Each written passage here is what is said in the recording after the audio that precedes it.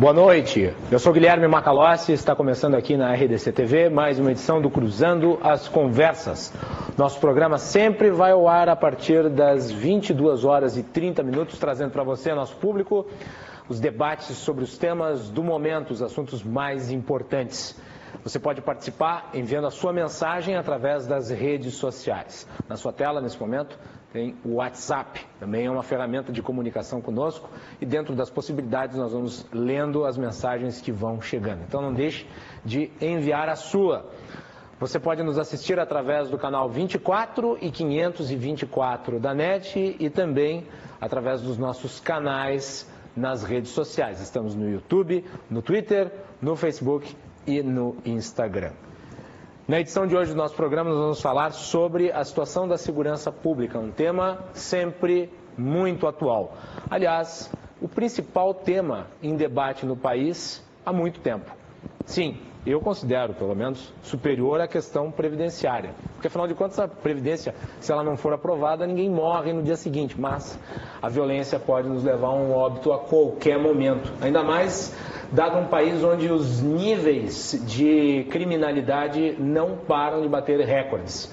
Os indicadores internacionais mostram que o Brasil se coloca como um dos países mais violentos do mundo, com um número de mortes que supera países em guerra civil.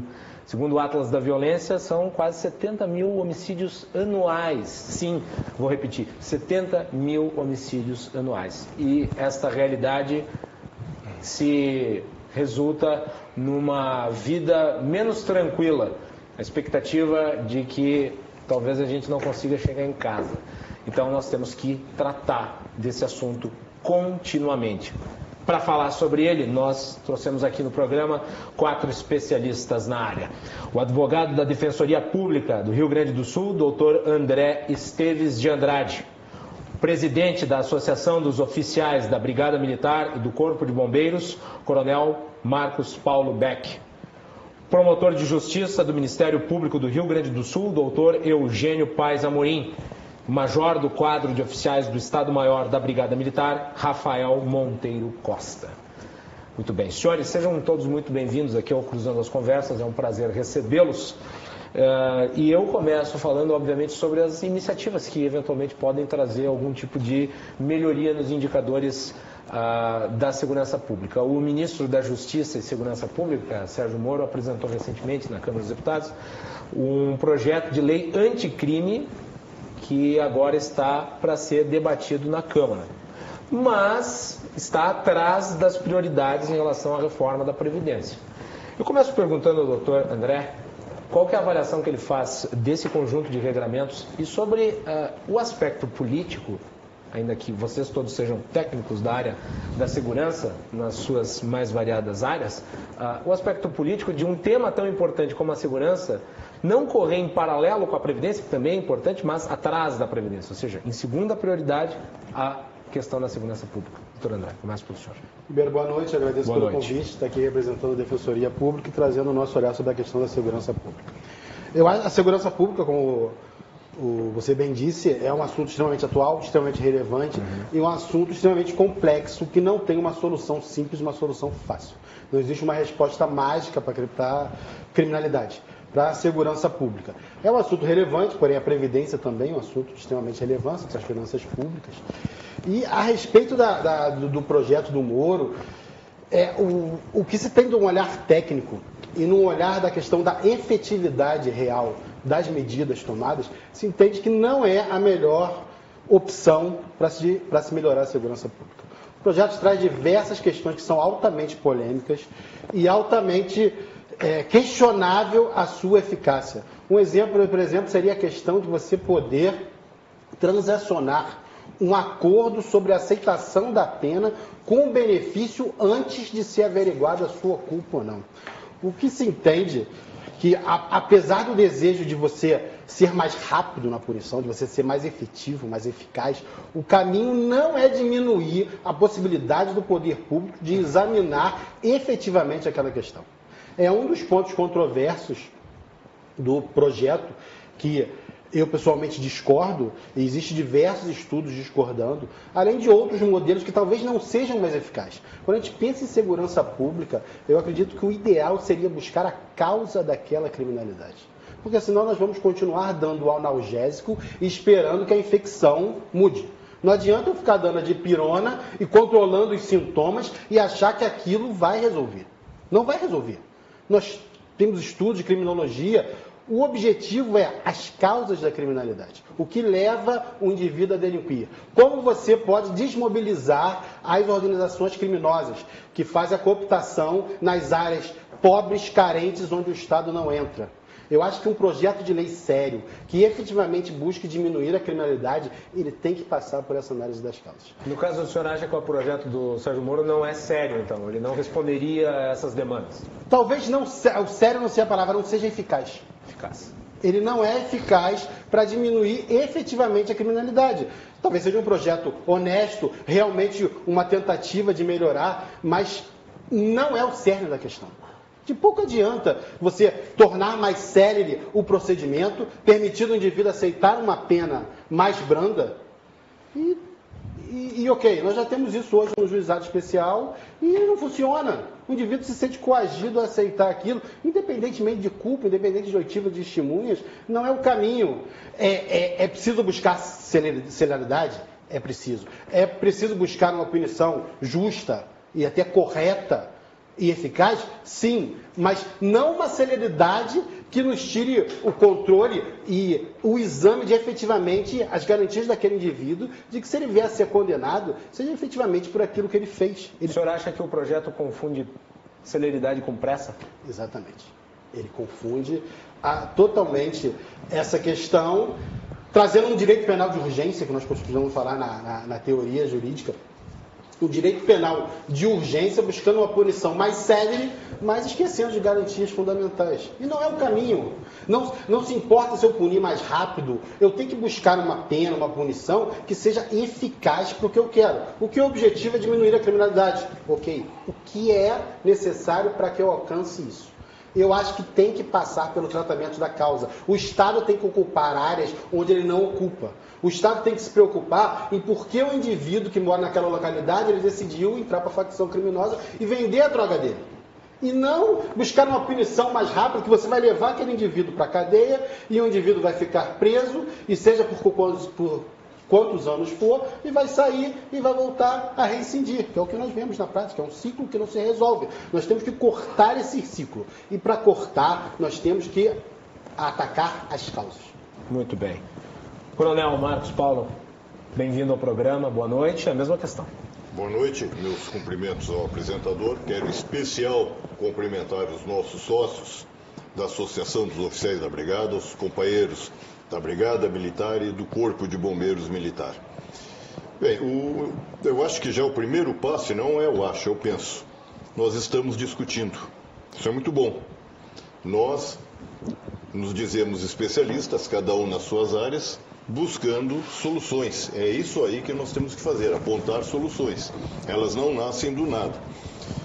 Com respeito à pergunta do ministro Moro, ele colocou na mesa, eu acho que nós temos todas oportunidades de modificar através dos nossos representantes, os deputados que estão examinando o projeto, ou que vão examinar esse projeto e fazer as mudanças necessárias. Para nós, eu agora vou falar como policial militar, nós somos a polícia militar, a primeira linha de defesa da sociedade. É ela que vai fazer a primeira contenção do crime, é ela que vai fazer o primeiro enfrentamento do crime. E aí, para isso aí, existe sim soluções. Existem soluções. Eu vou dar uma solução. Caso do Rio Grande do Sul.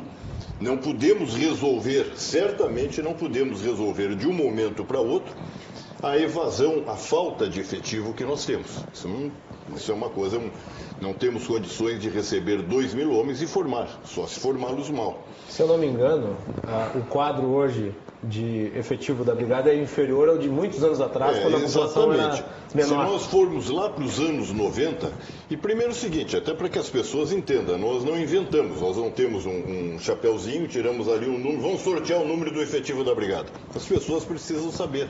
Isso aí é regulado, inclusive, pela ONU. Nós somos filiados à ONU. A ONU faz uma série de considerações em razão do nível de escolaridade, IDH do povo, desenvolvimento cultural, manifestação do crime, uma série de coisas. Por exemplo, a França está revendo, pelo índice da ONU, ela está revendo o efetivo das suas forças face ao que ela está sofrendo atualmente.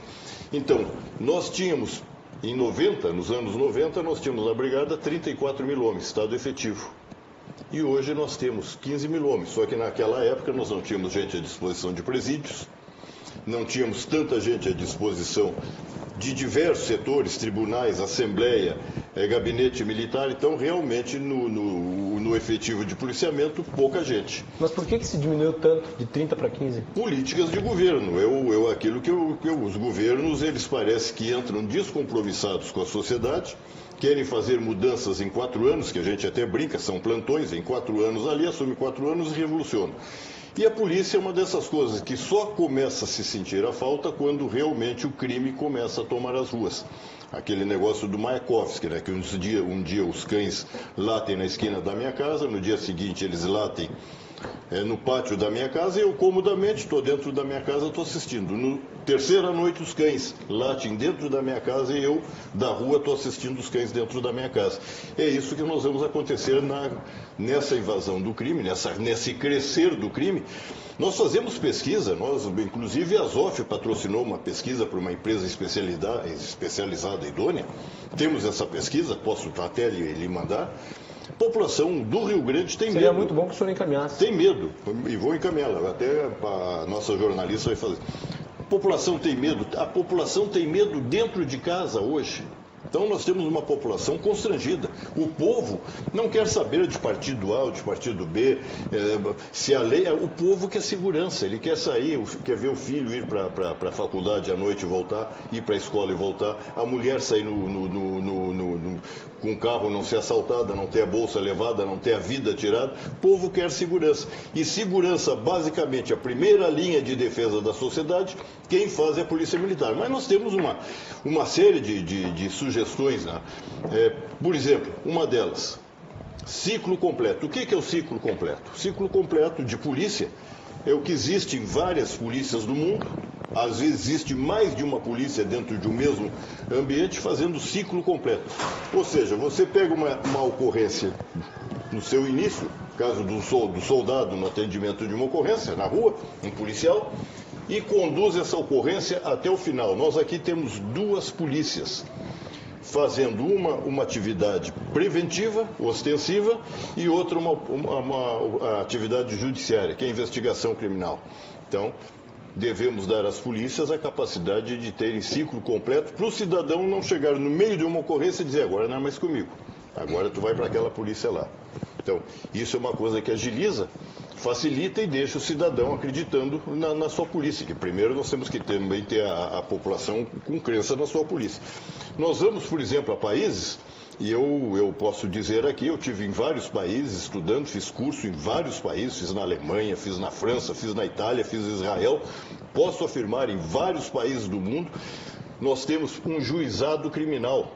Um juizado, como existe o juizado especial, criminal, onde as partes são dirigidas para lá 24 horas por dia dando solução. Não levando esse tempo, como a própria audiência de custódia. Não é o policial que prende que vai levar na audiência de custódia. Então, uma série de coisas que agilizaria o sistema como um todo, né? Por exemplo, nos Estados Unidos, o cidadão que comete 3 crimes, em regra, né, tem até parafrasear isso aí do futebol americano, deu para ele, né? Eles dizem, deu 3 vezes que ele tenha cometido um crime, ele pode ir, inclusive, dos 25 anos de prisão à prisão perpétua. Isso está lá, na maioria, não em todos, na maioria dos estados americanos. Alguns não têm a prisão perpétua, mas essa situação aí tem. Lei de execuções penais, que é uma coisa que diz respeito a todos nós que trabalhamos com a lei. De 84, fazer uma revisão, atualizar ela nos ditames contemporâneos da nossa sociedade. Eu comentava antes no jornal da RDC TV que é assustador que no Brasil, por exemplo, uma Suzane von Richthofen saia para desfrutar de um dia de folga no Dia das Mães. Ela que praticou um crime contra os pais. E uma outra coisa, nós aqui, por exemplo, temos, quando o preso trabalha, nós temos o preso trabalhando 3 dias, ele ganha um dia a mais, né, que vai contar para a sua liberdade. Então, 3 dias trabalhado, um a menos na pena dele. E por que nós não temos o contrário?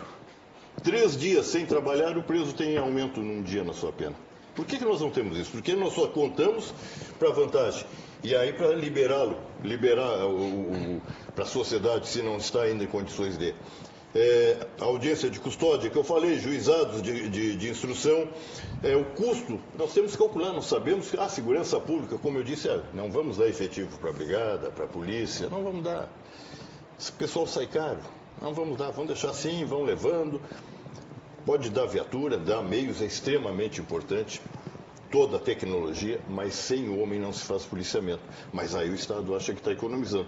Então nós temos o custo da insegurança, mas ninguém busca o custo da insegurança. O que resulta, por exemplo, desses anos que o Rio Grande do Sul vem deixando que a polícia fique sem o efetivo necessário para fazer o enfrentamento à sociedade. Considere, quando eu falei em 90, nos anos 90, que nós tínhamos 7 milhões de habitantes. Considere que hoje nós temos 12. Naquela época nós tínhamos um efetivo de 30 e poucos mil homens e hoje temos um efetivo de 15 mil homens. Que bom senso é nisso aí. Qual é a preocupação dos governos? Qual é a responsabilidade sociológica, psicológica em relação às futuras gerações? Doutor Eugênio. Boa noite a todos, boa noite aos telespectadores. Quero saudar aqui os companheiros da mesa, Coronel, Major, Marcos Paulo, Major Rafael. Uma saudação especial ao meu dileto e querido amigo doutor André, ao doutor Mário Rangens, que está aqui acompanhando a ele. Veja que a Defensoria Pública hoje, a meu ver, ela tem 3 defensores de excelência, acima da média. E 2 estão aqui.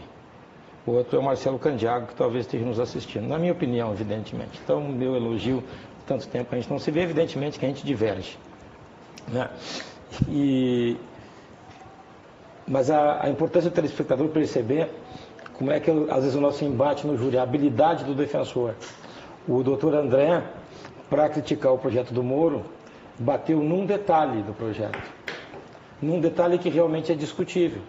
É como você pegar um jardim todo florido, todo bonito, tem 3 ou 4 plantas lá que estão mal cuidadas, você diz, o jardim não está bom. O projeto do Moro tem muita coisa boa. O projeto do Moro vai tornar efetivas as sanções. Por exemplo, o tribunal do júri vai condenar, o réu vai sair preso, vai acelerar o julgamento. O sujeito pode ser julgado mesmo antes de recorrer da decisão de pronúncia. Se esse projeto estivesse em vigor, casos como o do Pimenta Neves, por exemplo, que ficou anos esperando o julgamento, estaria preso, condenado. Caso como o da Boate Kiss, por exemplo, já teria sido julgado. E nós estaremos agora discutindo se é culpa ou dolo no Supremo Tribunal, mas já estava julgado. E tem muitas outras coisas, aumentos de pena importante, cumprimento de 3/5 de pena. E eu acho que o projeto, eu penso, como diz o coronel, ele tem deficiências. Ele tem deficiências até contra a sociedade, porque o ministro Sérgio Moro é alguém que tem pouca percepção dos crimes de sangue, porque ele sempre trabalhou em crimes de colarinho branco.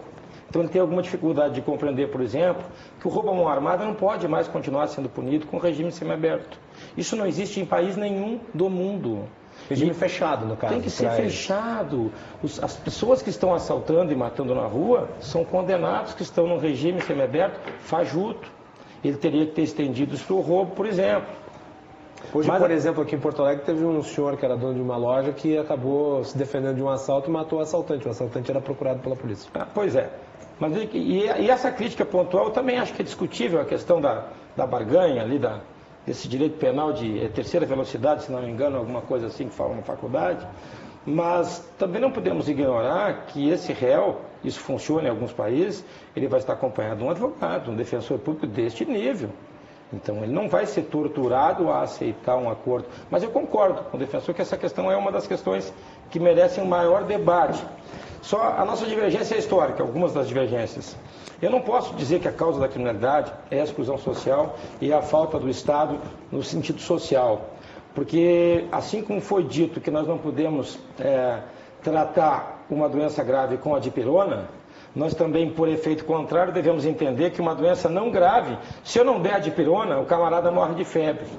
Então é necessário, antes que eu conserte coisas como educação, por exemplo, né, isso tem muito a ver não com a educação da escola, mas talvez com a educação, com o ter e não ser que se difundiu na nossa sociedade, quero ter mais, quero ter o tênis de marca, quero ter o carro, é preciso que eu também puna, que eu dê o recado da punição. O Estado está ausente das periferias no sentido de dar uma determinada assistência para as pessoas, muito bem, mas o Estado também está ausente, e fundamentalmente ausente, quando ele não pune a contento e passa o recado de que o crime compensa.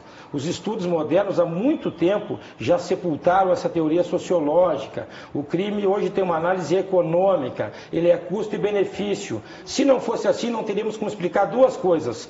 Como é que há negros e pobres nas vilas que trabalham como gari e não optam pelo tráfico? E não teríamos como explicar como é que o crime de colarinho branco cresce cada vez mais, crimes de trânsito, que não são crimes de pobre, que não tem nada a ver com a exclusão social.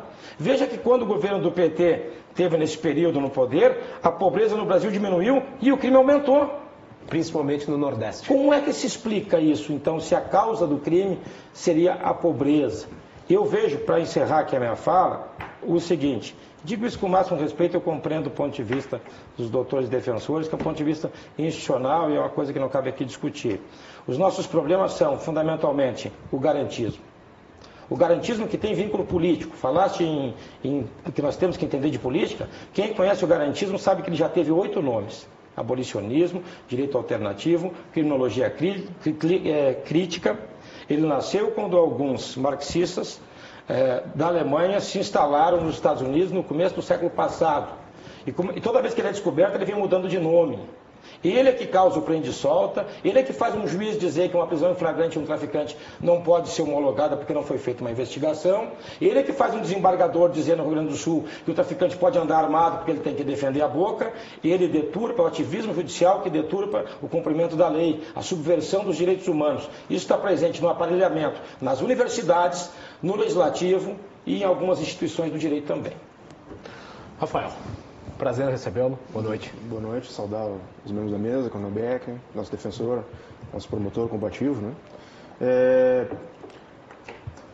O que não falta no Brasil são leis. Nós temos leis penais para tudo. Tudo que os senhores imaginarem tem lei penal. Por que a coisa não funciona? Como o promotor colocou, né? É a certeza da impunidade, né? Beccaria já falava isso lá nos Delitos das Penas, né? Um livro que é escrito há alguns séculos, né?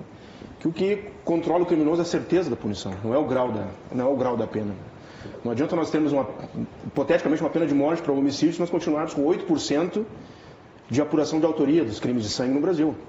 Então, quer dizer, isso é um sinal, como o doutor Amorim colocou, que a pessoa ela sabe que a chance do organismo estatal alcançar ela é muito baixa, muito pequena. 8% de autoria, um número muito menor de denúncia, um número infinitamente menor de condenações e menor ainda de execução, quer dizer. Nós vamos chegar no final desse processo todo de 100 homicídios, vamos ter aí 3, 4 pessoas cumprindo pena por que seria o crime mais grave, que é o crime contra a vida, né? Então a impunidade ela é um fomento, né, da criminalidade, né? Países muito mais pobres que o Brasil teriam uma violência maior, China, Índia. Por que eles não têm isso lá? Porque a coisa funciona, né? E o problema também é cultural, né? O problema é educacional, cultural, né? Nós desincentivamos o respeito à lei, né? Então ainda nós somos o país da vantagem, né? Do levar vantagem. Certa feita, numa caixa de mercado, a moça não passou o produto que eu estava levando ali, eu voltei para pagar ela ficou me olhando assim como se fosse um otário. Pô, tu tá levando? Não, o levar vantagem, né? Então isso é uma coisa que está na raiz da nossa sociedade brasileira, né? Nós estamos vendo aí a Lava Jato. Por que estão comemorando a Lava Jato, né? Porque, como o doutor Amorim colocou, se chegou num extrato de crime que nunca se havia chegado no país, que são essas pessoas da alta cúpula, né, da classe política, empreiteiras, né? Então, enquanto a coisa ficava na raia miúda, tudo bem. Agora, quando chega na alta sociedade, realmente causa um impacto, né? Então, eu vejo que todo e qualquer processo, como o projeto do ministro Moro aí, que foque na efetividade da punição, é importante. Eu acho que leis, nós temos bastantes leis no nosso país, né? Mas essas não são mais leis? Que aprimoram algumas dessas leis que não têm tido eficácia, né? Eu acho que é essencial nós repensarmos o sistema de investigação criminal no Brasil. Ele não existe em nenhum país civilizado, né? esse sistema do inquérito policial que foi adotado lá em 1941, a exposição de motivos do Código de Processo Penal já colocaram. Me permite, essa pergunta dele é importante pelo seguinte: nós precisamos ainda de algumas leis, como por exemplo, não pode o homicídio simples ser cumprido no semiaberto. É um absurdo, né? Nenhum país do mundo, sim. É um absurdo. Isso aí nem o defensor vai concordar com isso. É impossível. O sujeito matou, ele tem que ser recolhido. Né? Até pela proporcionalidade, que é o direito que mais vale. Mas veja bem, não adianta nós mudarmos as leis e termos leis rigorosas se o judiciário continuar ativista e garantista. Aí não adianta. Não adianta. A melhor lei com um mau juiz não funciona. Claro, nós não podemos generalizar que nós temos bom juiz no Rio Grande do Sul, evidentemente. Né? Eu acho que as decisões também são recorríveis, acho que nós temos que fazer o debate do seu ponto de vista acadêmico enfim, né? Eu acho que todo agente público, e o juiz é um agente público, um servidor do Estado, ele está sujeito à crítica, ele tem que ser questionado. Né? O doutor citou uma decisão... Não, isso aí está revogado, não pode mais. Eu acho que agora não mudou. Não, mas eu acho que não. O senhor está equivocado. Vai ter uma reação forte essa... Brincando não pode. Essa atitude decidiu. Aliás, eu estou esperando o posicionamento da OAB, do Lênin Streck, esse pessoal que defende o Estado Democrático, da Defensoria Pública. A OAB já se pronunciou contra, né? O doutor André está aqui, ele pode falar. Sobre o Estado Democrático de Direito, sobre essa questão, a questão que tem que ter o posicionamento do Ministério Público, também estou esperando, para ser autocrítico. Então, esse tratamento que é dado ao delito no Brasil, de a polícia investigar, o Ministério Público fazer a acusação, órgãos que não se comunicam, né? não se debate por que o promotor não pode conduzir uma investigação, a polícia não pode ser auxiliar do promotor, no sistema de promotor investigador, ou um juiz de instrução, como é no juizado especial. Por que o juizado especial funciona no campo de futebol? O camarada lá é pego lá com a droga, ele é levado à presença do Estado, é o juiz que pune. Aquilo é um efeito pedagógico muito forte, né? Então nós temos uma cidade como Porto Alegre, não temos uma central de flagrante do judiciário. Por que não? Hoje é tudo televisado, não tem mais nem escrivão.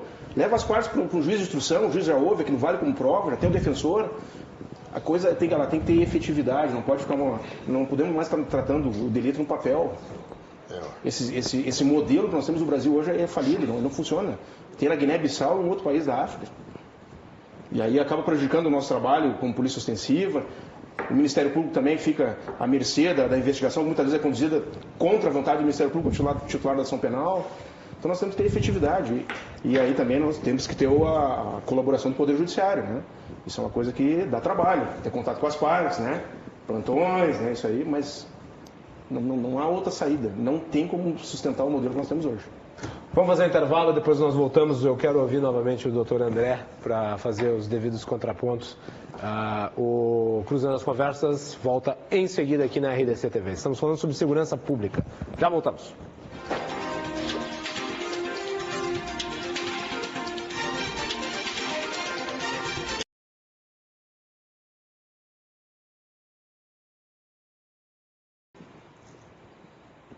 Estamos de volta aqui na RDC TV com o Cruzando as Conversas, programa de debates que começa sempre a partir das 22 horas e 30 minutos. Lembrando já aos nossos telespectadores que amanhã, excepcionalmente, o Cruzando as Conversas vai ser mais cedo aqui na RDC TV. Por quê? Porque nós estamos preparando uma grande cobertura da final do Campeonato Gaúcho, Grenal, que se realiza amanhã. Então nós vamos ao ar amanhã a partir das 9 horas e 30 minutos. Então, só para vocês ficarem informados.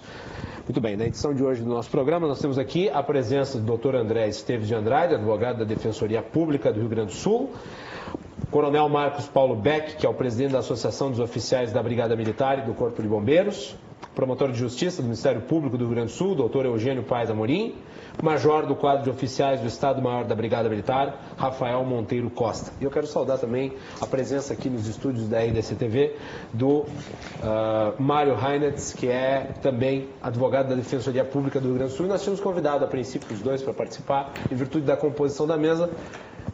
Acabou ficando assim. Mas então eu peço também desculpas aos representantes aqui da Defensoria Pública em relação a essa pequena falha de comunicação, mas de qualquer forma o doutor André aqui mais do que bem representa a instituição. E eu volto para dar a palavra a ele para fazer os apontamentos em relação à rodada anterior da nossa conversa. Guilherme, eu gostaria de me alinhar à fala do Coronel Marcos e do Major Rafael, porque efetivamente eu concordo que a nossa investigação criminal é muito ruim. Nós precisamos de uma reformulação da investigação criminal e precisamos de uma polícia forte, uma polícia equipada, uma polícia que realmente funcione. Todo projeto de segurança pública, se sério, passa do reaparelhamento da polícia e da questão da investigação criminal. Eu fico muito feliz daqui estar com o doutor Amorim, que abrilhanta esse debate, que levanta a qualidade, um grande colega do júri. Mas eu não concordo quando ele coloca ali que, por exemplo, não, um traficante que é preso e é liberado por não ter investigação criminal. Se eu não tenho investigação criminal, eu não posso dizer que ele é um traficante e logo eu não posso prender. Mas é flagrante, então, doutor. Tudo passa pela investigação criminal. Então não tem mais flagrante? Tudo passa pela investigação criminal. Depende do flagrante, depende da polícia. Eu tive muito tempo em Santo Antônio da Patrulha, onde a Polícia Militar tem somente uma viatura. Então, se ela vai atender uma ocorrência aqui, a outra ocorrência ela não atende. Ela não atende. Vale para homicídio Santo Antônio da Patrulha e, cara, vale para homicídio depende também? da investigação criminal. Se não tiver Como investigação do homicídio, doutor, achar o cara com um revólver e o corpo do lado, então também não prende. Doutor, se o indivíduo é achado com uma pedra de crack ou 2 pedras de crack, ou 5 pedras de crack, como é que você vai dizer se ele é traficante ou se ele é usuário? Eu preciso da investigação, eu preciso da polícia. Doutor, o senhor está com 40 buchos de Não, cocaína. se ele está com 5 pedras de crack, ele é Então, no caso traficante. concreto, tinha 40, Não, aí incidente. Duas incidências específicas. O que eu coloco no é o seguinte: a investigação criminal é essencial. A polícia é essencial. Me alinho também à questão de que a certeza da impunidade ou a probabilidade de eu não ser pego é que leva o sujeito a delinquir. Se ele vai realizar um roubo e só 8% dos roubos são desvendados, obviamente que é vantajoso para ele, porque em 92% dos casos eu vou estar livre. Então talvez valha a pena. Mas então eu concordo na investigação criminal. Essa sua argumentação não leva a uma certeza de impunidade por parte considerável dos criminosos que acabam delinquindo? Sim, muitos talvez realizem crimes em razão dessa... Na maioria das vezes ele vai ficar impune, porque ele não vai ser investigado, porque não vai ser descoberto quem é. Isso leva à criminalidade? Sem dúvida. Se o indivíduo ele tem certeza de que se ele cometer um roubo, um assalto, um homicídio, ele vai ser pego e vai ser punido, obviamente que você está coibindo aquela conduta. O que eu não concordo e não posso concordar é que a gravidade da pena é um fator importante ou relevante para impedir que alguém decida cometer um crime ou não. Por que o senhor acha isso? Por 2 motivos. Primeiro que qualquer um de nós nessa mesa, ou até o telespectador que está olhando, você pode pensar assim: por que eu não vendo drogas? Ou por que eu não realizo estupros? Com certeza nenhum de nós dessa mesa ou telespectador vai dizer que não realiza estupro porque existe um crime do Código Penal que pode punir ele com diversos anos de prisão. Ninguém, se amanhã se tornar lícito vender crack, ninguém aqui nessa mesa vai começar a vender crack e traficar. E nem quem está me ouvindo. Então, na verdade, não é bem a pena que vai incidir para efetivamente proibir que aquele indivíduo faça conduta. São valores, são pensamento, criação, modo de vida, valores que todos nós temos e nós precisamos dar para esse indivíduo. Ninguém, quando vai cometer um crime, que eu vou matar a minha esposa porque eu estou ódio de ciúme, eu pego a minha faca e no momento que eu vou infestar a faca dela, existe o feminicídio agora. E ele é um qualificado e em vez de 6 anos eu vou pegar 12. Então eu vou matar mais minha esposa. Isso é irreal, esse pensamento. É um pensamento que só existe no papel. Na vida real, a gente que trabalha com criminoso todo dia, com pessoas acusadas de crime todos os dias, conversando com eles, entendendo a sua motivação, ninguém se preocupa se você vai ficar preso 2 anos, 3 anos, 4 anos, 5 anos. O que interessa, sim, se ele vai ser punido, que ele vai ser pego, e se essa punição vai ser efetiva e eficaz para evitar que ele realize crimes novamente. Porque nós tratamos a prisão, não que ele vai ficar no aberto ou no semiaberto, ou ele vai ficar 3 anos ou 4 anos, como se fosse uma coisa boa. Como se fosse algo que você está dando para ele, um remédio, que você vai resolver aquele problema, mas não é isso que ocorre jamais. A residência, o índice de residência é altíssimo, então não está funcionando. Não adianta a gente dizer que não, todo mundo vai ficar no fechado. 5 anos, a gente vai passar os 2 anos, os 4 anos de roubo, nós vamos passar para 8. Daí, 8 anos ele vai estar fora do presídio. Então eu tenho que me preocupar, mais que quantos anos ele vai ficar lá, efetivamente, como ele vai sair. A gente se falou aqui do trabalho, eu concordo, mas na maioria dos presídios que eu trabalho, não se tem um trabalho para todos os presos. Pelo contrário, é comprado. Porque é difícil você ter a vaga para você conseguir trabalhar os 3 dias e conseguir a remissão de 1. Não se tem essa vaga. Nós, além de punir aquela resposta emocional ao delito, que obviamente todos nós ficamos consternados, acontece um crime, o indivíduo tem que ser punido. Eu tenho que me perguntar de uma forma, se eu estou preocupado realmente com a segurança pública, eu tenho que perguntar o que é eficaz para evitar que isso ocorra. Eu tenho que dar trabalho, eu tenho que dar escola, eu tenho que retirar aquelas causas que o levaram a fazer isso. E para terminar, só para trazer o ponto da dificuldade econômica, a dificuldade econômica é um fator, mas talvez não seja nem o principal. O principal é uma dificuldade cultural, uma dificuldade intelectual, uma dificuldade cultural naquele momento que os heróis de uma vila... Às vezes eu vejo alguns criminosos muito bem preparados intelectualmente. Existem, mas não é os 99% que a gente trabalha. Existem pessoas de alta classe que cometem crimes, outros crimes, diferente do roubo, diferente do homicídio. Mas eu imagino o cara no caminhão do lixo intelectualizado, assim, ó, com pós-graduação. O que tem a ver uma coisa com a outra? Mas ele não precisaria estar intelectualizado. Se o problema não ter intelectualidade e não ter recurso financeiro e saúde, por que a maioria está trabalhando? Mas não é questão de maioria. É questão que você pega um ambiente de vila, os valores não são o mesmo nosso. Se você pega um garoto hoje de 14, 15 anos... Não. O garoto, meu filho, não é preconceito, é realidade. Ali, eu nasci naquela vila, tá ali na frente, é o centro. Não é questão de nascimento, não é questão de nascimento. Eu me criei nela. Não é questão de nascimento. Pensar assim é fechar os olhos do que efetivamente acontece. O seu argumento é preconceito. Os heróis naquele local... Quer dizer que quem mora na vila não tem os mesmos valores que nós, doutor? O senhor quer generalizar e tratar tudo dentro do mesmo saco. Não. O que eu digo é o seguinte, são fatores que levam em conta. Por que a maioria das pessoas que a gente trabalha, que você leva o júri, são de vilas? O senhor vai dizer que não é? Como assim? Por que a maioria dos júris que o senhor faz toda semana são pessoas que moram em vila? Porque não tem punição. Não, porque não tem punição, então por que não são pessoas do Moinhos? Por que não são pessoas de Petrópolis? Porque não tem investigação. Não. Aí, a investigação que tem lá é a mesma que tem lá. Não é a mesma. A pena que vai ser aplicada aqui é a mesma que vai ser aplicada lá. O senhor não vai dizer para mim que um crime cometido no Moinho vai ser melhor investigado que um crime cometido... Não. Aí eu não posso concordar. A minha visão é o seguinte, de trabalhar todos os dias com pessoas. Os valores e a visão naquela localidade é diferente da visão de outra. A falta de oportunidades é muito grande. Falta de oportunidade. E também vislumbrar assim, o exemplo, né? Nós temos uma dificuldade muito grande de dar valor ao trabalho no Brasil, né? Mas a nossa cultura, o trabalho é uma coisa menor, não é... É interessante. No país primeiro mundo, qualquer trabalho é remunerado, né? Então nós temos que mudar isso também. A discussão é interessante, mas nós temos que levar em conta nessa mesa... Mas eu tenho que fazer a pergunta para vocês todos. Quer dizer que o desempregado em potencial ele é um criminoso? Mas é isso que eu quero chegar, não é isso aí. Mas veja bem, nós temos 13 milhões, segundo as estatísticas, 13 milhões e meio de brasileiros desempregados. Sai da frente. Então. São 13 milhões e meio? Não. Certamente são os 40 milhões de brasileiros. Tem gente que não está mais procurando emprego, que não está nessa lista, tem subemprego. Então, nós temos hoje, numa população de 210 milhões de habitantes, cerca de 25%, 20% desempregado. É uma lógica triste. Se nós vão viver como? Quem é que paga esse primeiro preço das faltas de política num país? É a polícia. Nós, por exemplo, a polícia às vezes fala que a polícia mata. Nenhuma polícia do mundo perde tanta gente em serviço quanto nós perdemos.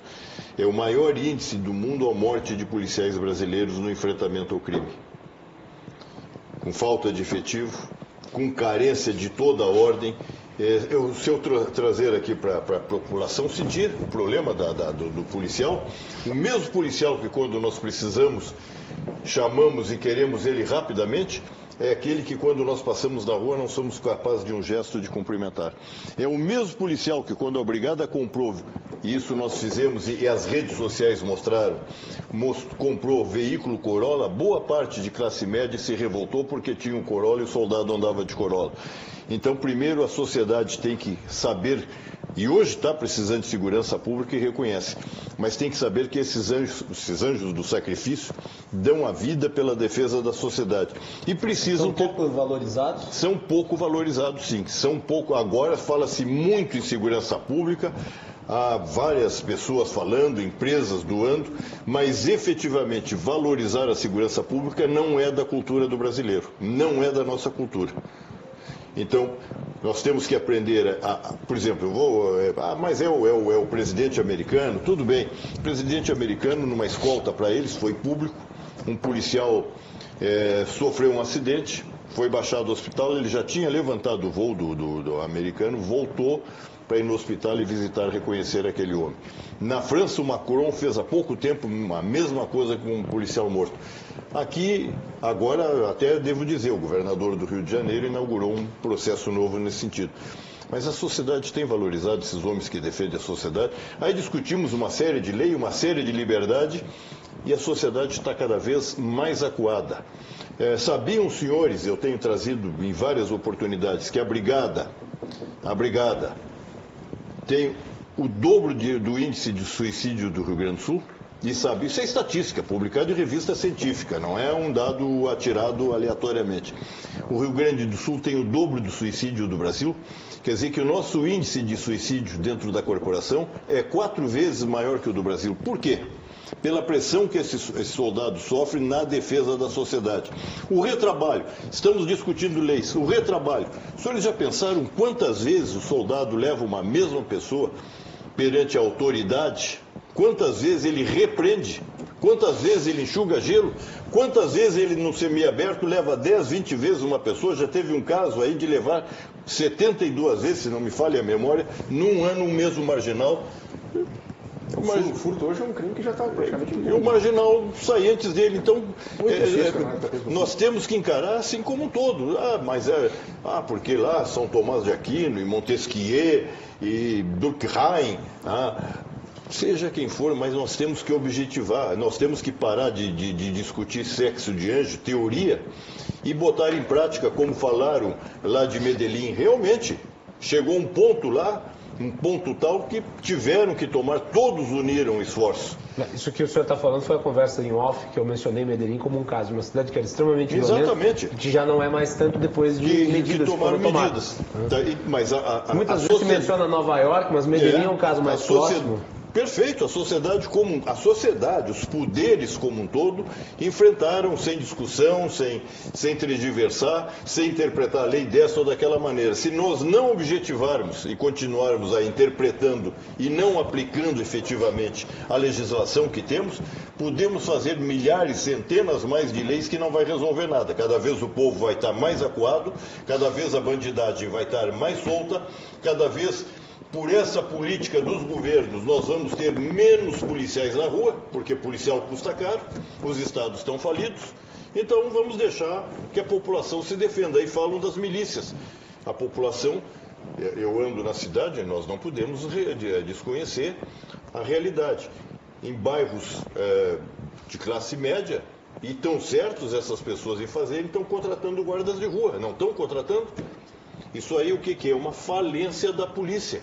A polícia não está dando resposta. Então nós, a sociedade, para nos defender, estamos criando milícia. Não estamos criando milícia? É ilegal? Quem é que está levando essa ilegalidade? O próprio Estado está forçando essa ilegalidade. Então vamos objetivar, ter medidas, a população acordar. Combate a incêndio se faz com bombeiros especializados. Salvar vidas se faz com bombeiros, como nós temos visto aqui em Calamidades do Rio Grande, vimos agora lá em Brumadinho, naquela lamentável situação que uma empresa é impune e as empresas lá continuam impunes. Polícia se faz com um policial na rua fardado. Não há nenhum modelo no mundo que não se faça com policial. E nós pulamos de um efetivo, quando uma população de 7 milhões, hoje temos metade de efetivo. Entretanto, me perdoe, vai lá no Ministério Público, tem soldado lá abrindo portão. Vai no Tribunal de Contas, tem soldado. Vai na Assembleia Legislativa, tem soldado em todo lugar. E na rua? Estamos tirando da onde? Eu tenho que atacar isso aí. Não é politicamente correto? Não, eu estou cansado do politicamente correto. Eu tenho que objetivar e dirigir a corporação que eu pertenço, a associação que eu represento, os oficiais que são quem aplica, que fazem verdadeiro milagre, esses oficiais da brigada, multiplicando pães como Jesus multiplicou. Não sou religioso, mas tem que usar o exemplo. Multiplicando o efetivo, botando o efetivo onde precisa, um efetivo que não existe. Então, também cumprimento os nossos oficiais que fazem isso, os nossos sofridos soldados no combate de rua e tão mal reconhecidos muitas vezes. Doutor Eugênio. Aí tem que pontuar algumas coisas, eu estava ouvindo. Em primeiro lugar, quando se fala que a nossa investigação não é boa, nós não vamos fazer uma injustiça com a Polícia Civil do Rio Grande do Sul, nem com os delegados. Não, nós temos uma excelente polícia. Passa pela dificuldade da investigação, a impunidade, é um círculo vicioso. Como não há punição, as comunidades têm medo de depor, então é difícil encontrar testemunhas. Nós temos uma perícia técnico-científica sucateada. É preciso pontuar isso em primeiro lugar. Se eu não me engano, doutor Eugênio, tu me corrija se eu estiver errado. Em conversa recente que eu tive com o delegado Rafael Brodbeck, que é da Polícia Civil, ele me falava que os índices de resolução de casos de crimes no Rio Grande do Sul é mais alto do que a média brasileira. E é. Né? De fato. Homicídio, então, eu acho que é importante fazer. É mais do que, mas tem alguns casos. Até me permita, nós temos, há que se dar a César o que é de César, é Deus o que é de Deus. Nós temos uma polícia civil extremamente qualificada. E nós vemos isso a cada dia, com as operações que eles realizam, tão presentes, com os meios também. Assim como a brigada sofre por falta de efetivos, eles também sofrem da mesma forma que nós a falta de efetivos. Agora, assim, eu preciso voltar a pontuar algumas coisas.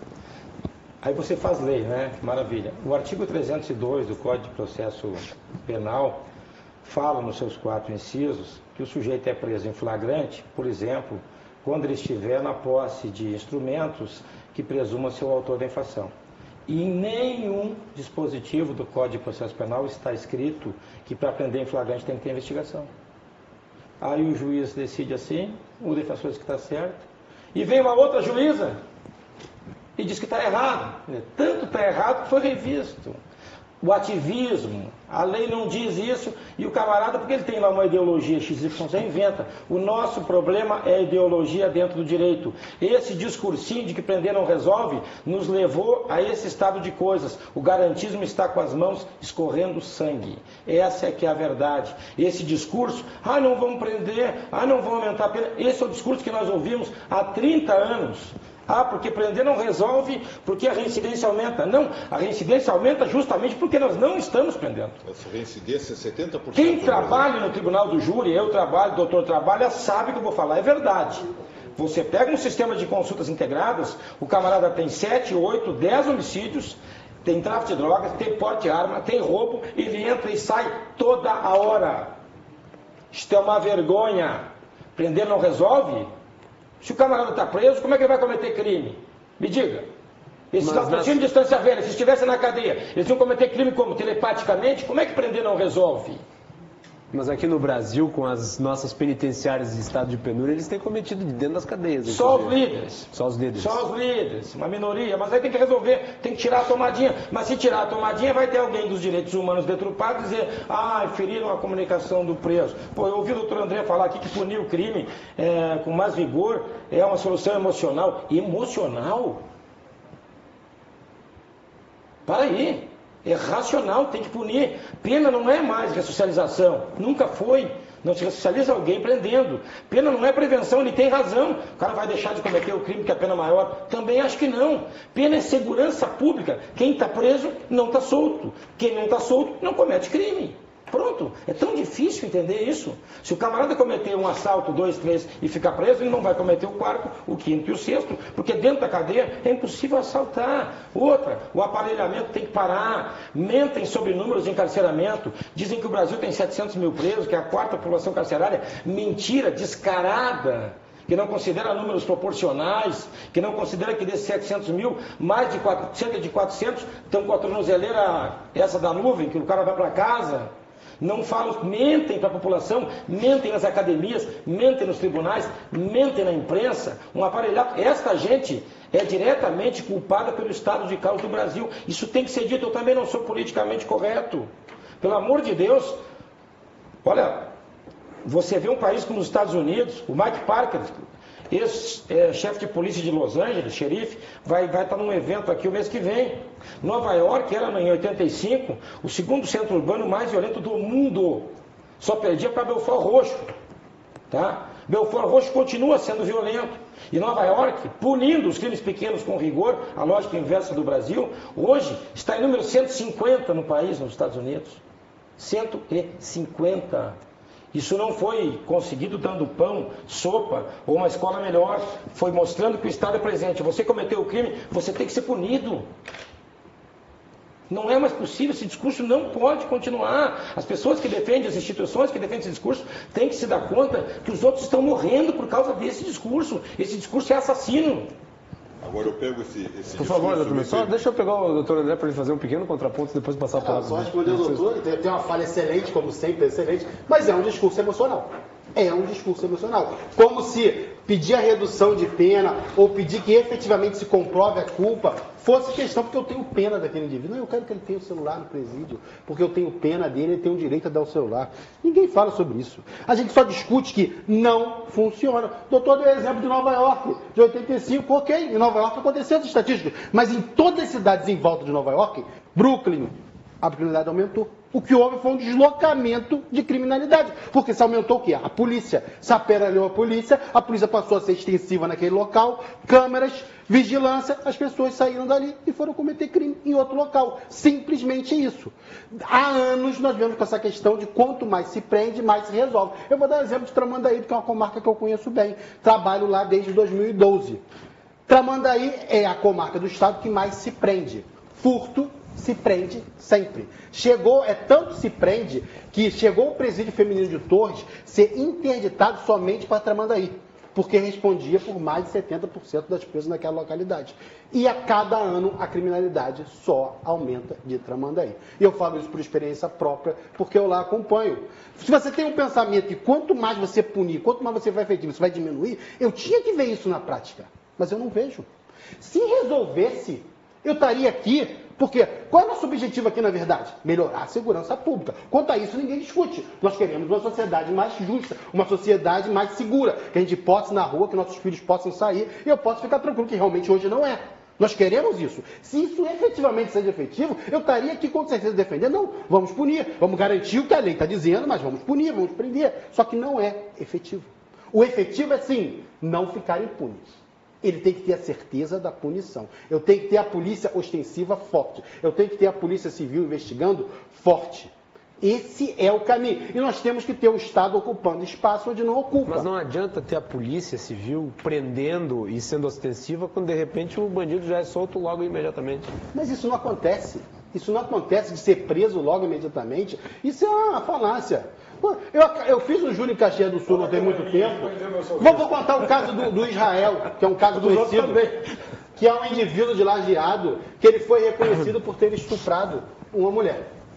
Ele ficou preso por 9 anos, até chegar no STF e fazer o exame de DNA e constatar que o sêmen achado não era dele.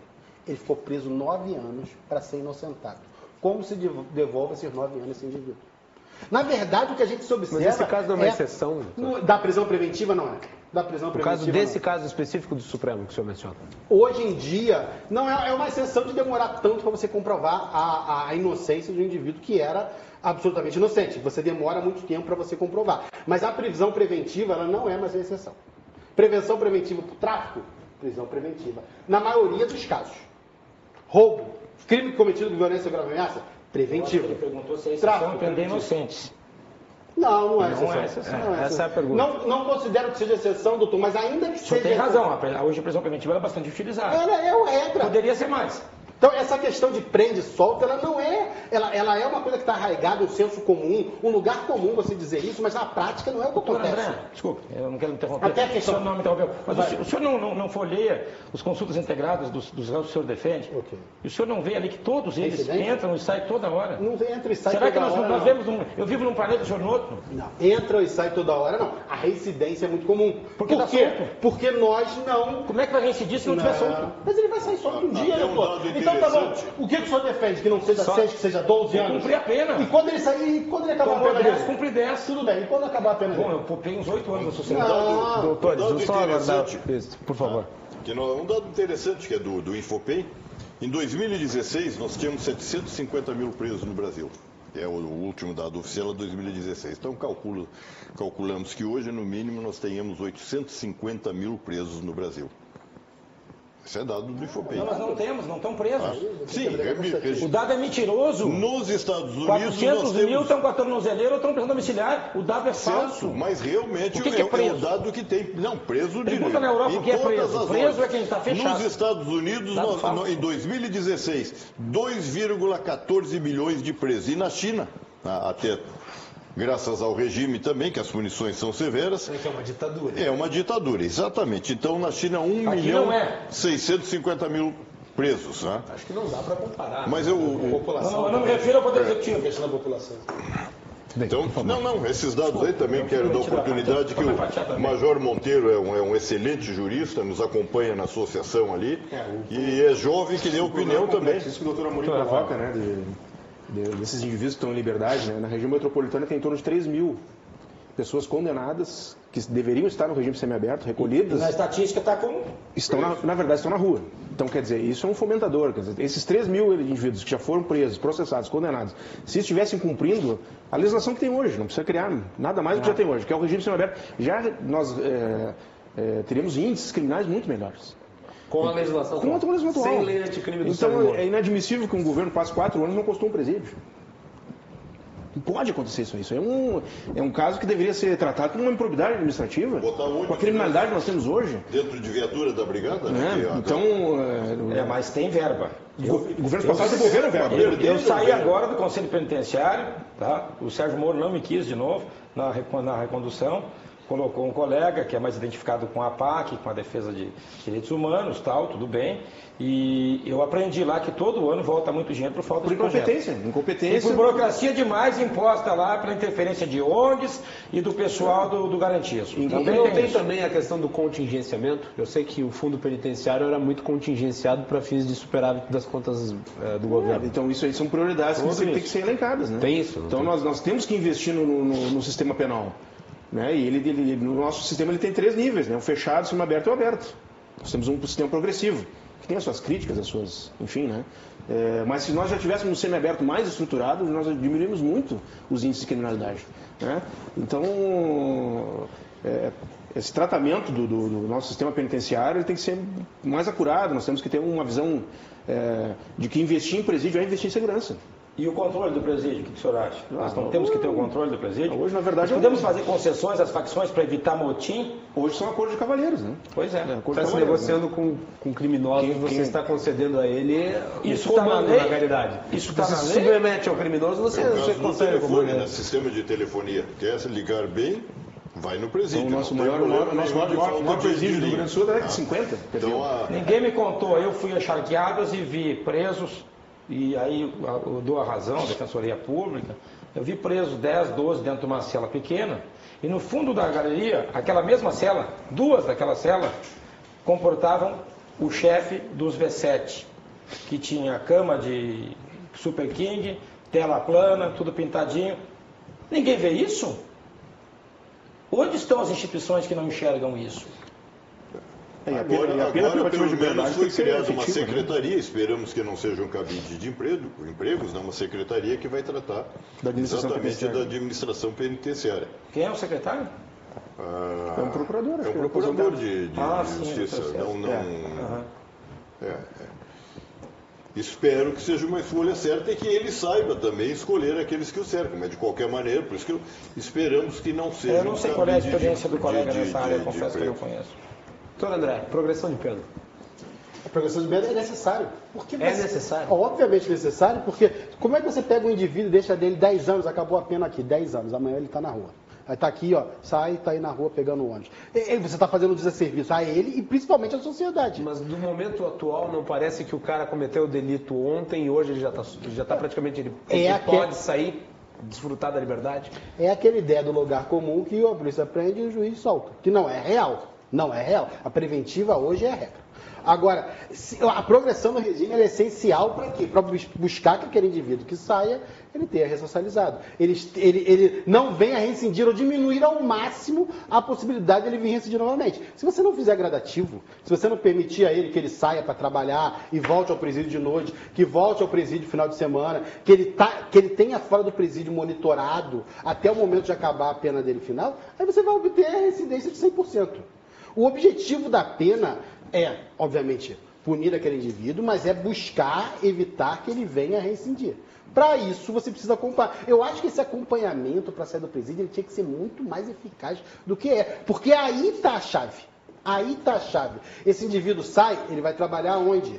Ele vai fazer o quê? Ele vai voltar a usar droga? Ele vai voltar a beber? Ele vai voltar para a mesma localidade ali, com aquela mesma companhia que o levou a cometer o crime? Isso tinha que ser acompanhado, monitorado, tinha que ter uma assistente social efetiva que trabalhasse ali no egresso. Até porque, quem daqui dessa mesa pegaria para trabalhar uma pessoa que é egressa do sistema penitenciário? Ninguém pega.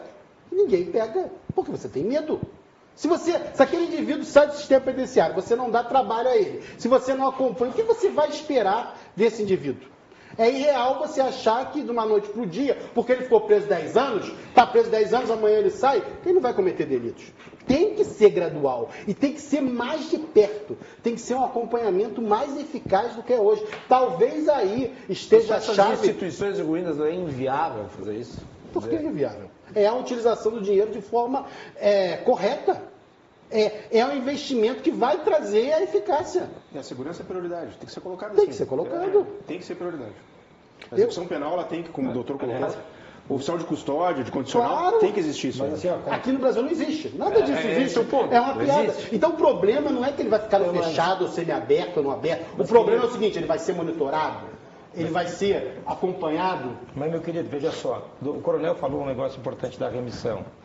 Hoje, no Rio Grande do Sul, nós temos a remissão pela leitura, né? E eu não tenho conhecimento de que seja fiscalizada essa leitura. Lá em Pedrinhas, o camarada, depois de um mês de ler o livro, ele é sabatinado sobre o livro. Eu quero crer que aqui não existe isso. Então, também nós temos que nos respeitarmos para sermos respeitados. Fazer a coisa séria. Entendeu? Você lembra da história do Vampeta? Eles fingem que me pagam, eu finjo que jogo. Então, eles fingem que me fiscalizam e eu finjo que sou fiscalizado. Né? Mas só ver o nível de atenção, eu sabatino ele pelo livro que ele leu. Olha só o nível de atenção que ele tem, que isso não existe. Ele não consegue nem trabalho, ele não consegue com estudo. alguma coisa, viu? Nós concordamos Estou com estranhando muita que o senhor não está coisa, me aparteando hoje. Nós vamos fazer intervalo. Depois da concordância dos dois, nós vamos fazer intervalo e nós voltamos em seguida. Nós estamos aqui hoje debatendo sobre segurança pública, que é um tema envolvente e de interesse de todos. Voltamos em seguida aqui na RDC TV.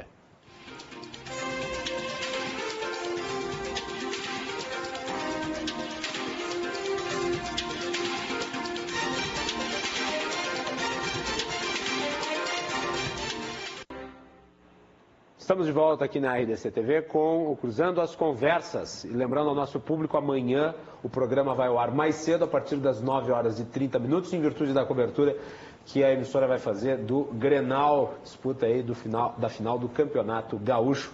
Vocês estão todos convidados a acompanhar não apenas o nosso programa, mas também a nossa cobertura. Muito bem, estamos debatendo sobre segurança pública e como já é de praxe aqui no Cruzando, a conversa permaneceu ativa no intervalo. Eu vou passar a palavra para o Coronel Marcos Paulo. Nós estávamos comentando que a estatística que estabelece na expectativa de vida do policial em 58 anos no Brasil. É muito pouco essa idade, pelo risco que enfrenta, exatamente em razão da atividade que ele exerce. Eu estava dando um exemplo que o governo passado, isso é uma opinião, e eu quero dizer a todos na mesa, aos ouvintes, que a opinião é um estágio entre a dúvida e a certeza. Então eu tenho direito a dar a minha opinião, mesmo representando a minha categoria. No governo passado, final do governo passado, criaram a Força Gaúcha de Pronta Resposta. O que é essa Força Gaúcha de Pronta Resposta? Foi criada como uma paniceia para dar resposta a todos os crimes, agilidade de deslocamento em todo o Rio Grande do Sul. Entretanto... Parece um nome bastante pomposo para uma coisa bastante burocrática. Por que eu coloquei expectativa de vida nossa em 58 anos? Nós temos uma série de desgaste físico, mental, não temos hora extra 24 horas por dia, chuva, intempérie, frio, calor. O homem para atividade de polícia, ele tem que ser jovem, tem que ter rigidez física, capacidade de pronta resposta, de saque rápido para se defender de uma agressão que está sofrendo, ou que a sociedade está sofrendo, ou que iminentemente venha a sofrer aquela agressão. Tem que ter agilidade de correr, saltar um muro, correr atrás de um marginal que foge. Então ele tem que ter rigidez, tem que ter força física, agilidade mental. Isso só quem tem a juventude, com raras exceções. Aí o governo convoca a Força Gaúcha de Pronta Resposta, que são o pessoal da reserva. Homens com 50 anos, para fazer a pronta resposta, para ter essa agilidade, para combater banco, para puxar. Essa é uma força política, uma criação política, ao invés de dirigir. Isso que nós estamos discutindo aqui, uma série de... Tem que fazer medidas efetivas que defendam a sociedade, não nomes pomposos que realmente impressionem a opinião. Força Gaúcha de Pronta Resposta. É um nome pomposo. Esse nome vai resolver toda a paniceia do crime no Rio Grande, assalto a banco, não sei o que, tudo está lá. Não resolveu. Não resolveu e nem vai resolver. São homens já de uma idade provecta, que não têm essa capacidade de rapidez mental, de acuidade. Vão botar esses homens lá numa guarda de presídio, vão botar nas escolas, mas não como força gaúcha de pronta resposta. Então, todos os poderes têm que encarar. Nós falávamos agora, espero realmente que a secretaria, essa nova secretaria criada, dê a resposta que a sociedade merece, que se estabeleça fazer presídios no Rio Grande.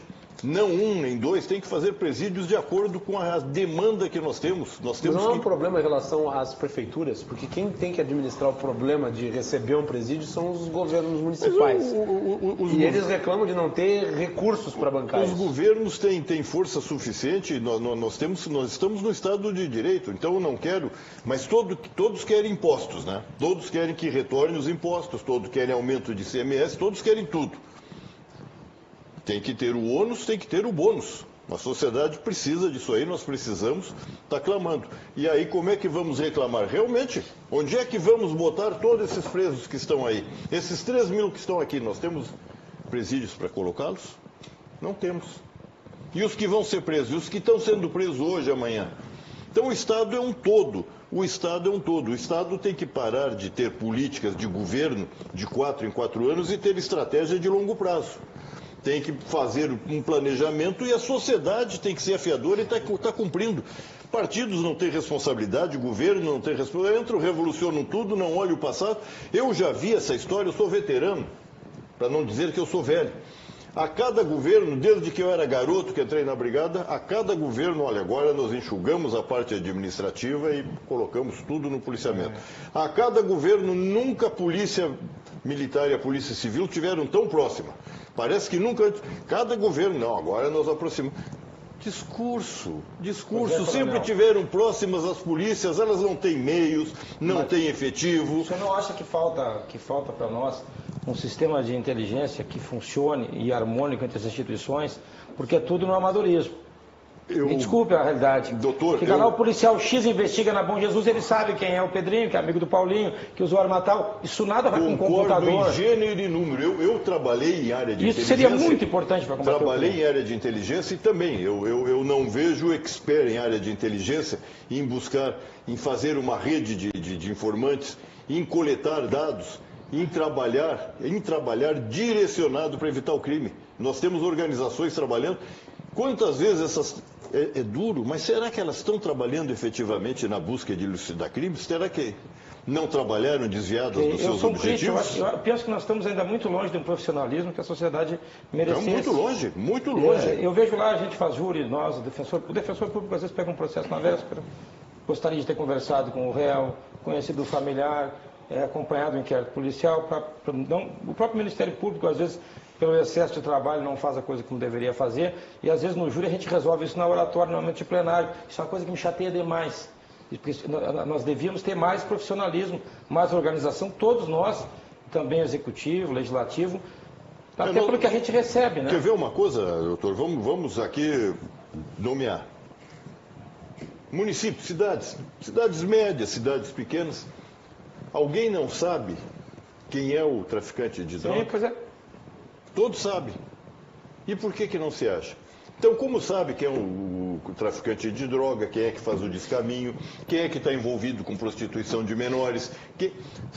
Isso aí é informação. Para onde está sendo canalizado? Quem é que está canalizando? Para onde está sendo dirigida essa capacidade de inteligência que nós temos? Há quantos anos, por exemplo, nós sabemos que essa fronteira do Rio Grande é permeada por serviços de inteligência de outras nações que eu não quero citar aqui para não causar celeuma, mas todos sabem que vai desde o Chuí até Foz do Iguaçu. Todo mundo sabe. Quer dizer, se todo mundo sabe esse tipo de crime, dentro de cada município sabe quem é o criminoso, quem é que está solto. nós todos, os órgãos de segurança, temos também, isso aí é um dever de casa, nos aproximarmos mais da população. O policiamento de bairro, isso eu também vi desde alguém tem que capitanear isso.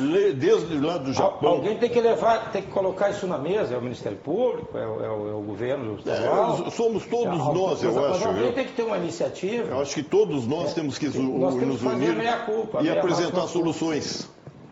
Nesse aspecto. Você vê que às vezes o DENARC não conversa com homicídios. E homicídios trata geralmente de crimes praticados no contexto do tráfico. São os mesmos criminosos, é o mesmo contexto. E nos falta isso, eu creio que nos falte mais profissionalismo também. Vamos fazer a meia-culpa também. Daqui a pouco eu chuto um aqui, chuto o outro ali, é necessário também. Não sei se está terminando já. Estamos indo para o encerramento. Eu queria dizer, até porque você começou com o defensor público, isso é uma injustiça. Ele já ficou a menos em número aqui. Mas então, ele teve compensação de tempo. Não, mas ele é fantástico, ele é ótimo, eu gosto muito dele. Eu queria dizer o seguinte... Mas eu não achei que foi um conflito direto com o defensor, ficou mais restrito a vocês dois. Eu queria dizer que não se confunda, ele é habilidoso, não se confunda o nosso discurso, o meu, com supressão de garantias. Ninguém quer suprimir garantias. Nós queremos punir dentro do devido processo legal. E diferente do que dizem no Brasil, e eu vou me permitir divergir do meu querido doutor André, nós prendemos pouco e prendemos mal. Eles dizem que nós prendemos muito e mal, nós prendemos pouco. Porque olha só, sou muito objetivo. Eu até anotei aqui, quem mata normalmente, quem pratica crimes e roubo, são pessoas que têm outros processos e estão soltos. Não é primário. Então, se o camarada estivesse preso, ele não estava cometendo crime. Vocês lembram do caso de uma escola, que morreu uma mãe na frente da escola aqui?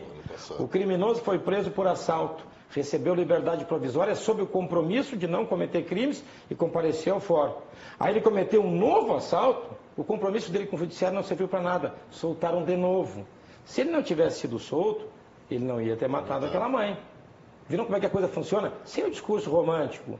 Como é que a coisa funciona objetivamente? Eu era para ter nascido inglês, eu acho, americano. A gente discute demais as coisas aqui. Nós adoramos uma discussão. Nós temos que ser efetivos. E me desculpem, crime é escolha.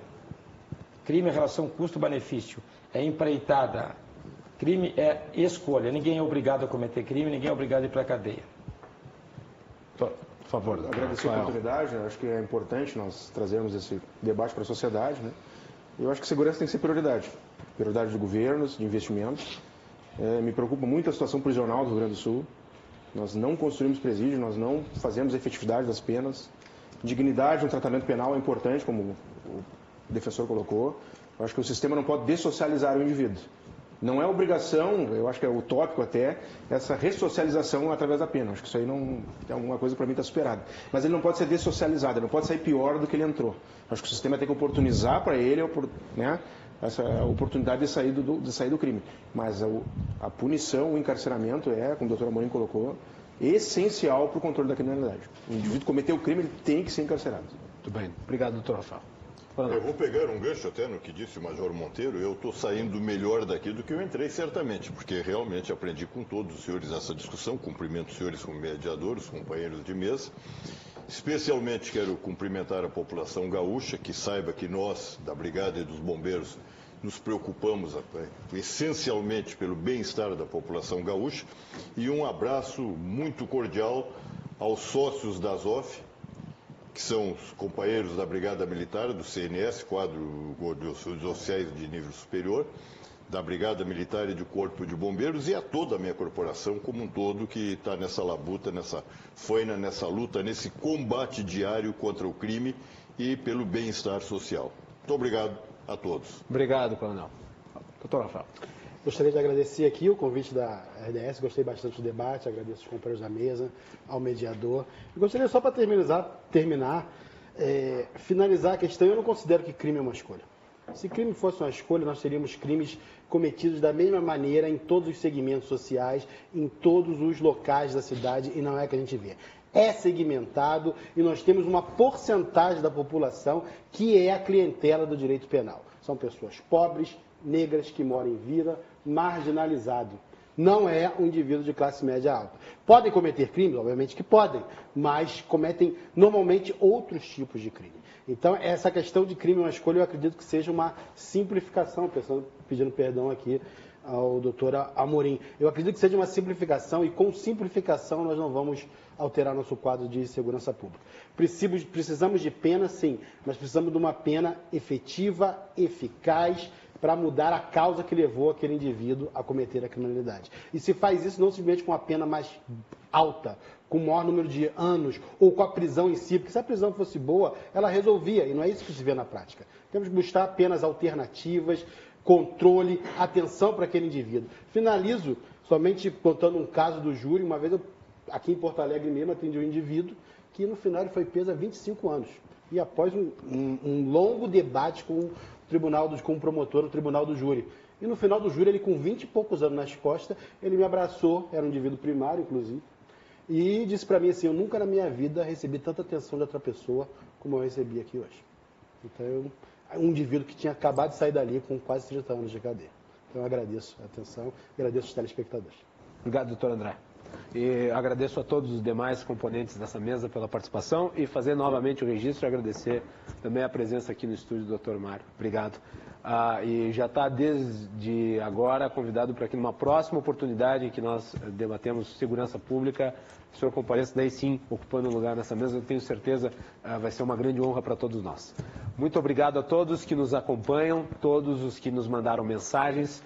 Lembrando que amanhã o Cruzando as Conversas é a partir das 9h30 aqui na RDC TV.